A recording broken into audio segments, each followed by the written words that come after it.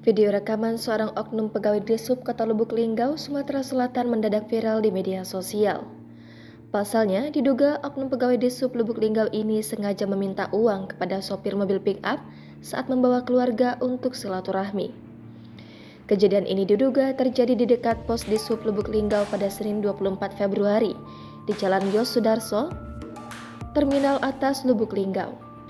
Dalam video yang beredar, kejadian bermula saat petugas Dishub memberhentikan mobil pick-up untuk meminta uang retribusi. Namun, penumpang pick-up tidak terima mobilnya di-stop oleh oknum petugas dan penumpang mobil sempat bersih tegang.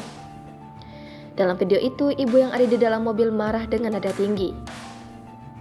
Apa nyari duit kayak gitu, Pak? Banyak orang bawa penumpang. Bawa mobil lain bawa penumpang. Bapak juga bisa kami pidana. Tidak peduli.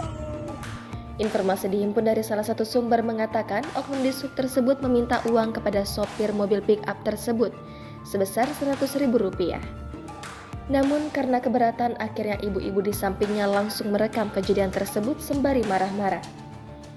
Walaupun akhirnya keluarga mobil pick-up tersebut menuruti permintaan petugas dan memberi uang Rp50.000. Kepala Dishub Lubuk Linggau, Abu Jaat, belum berhasil dikonfirmasi melalui telepon dan WhatsApp mengenai video tersebut, belum memberikan tanggapan. Saat ini, petugas wartawan Tribun Sumsel masih berupaya melakukan konfirmasi atas video tersebut.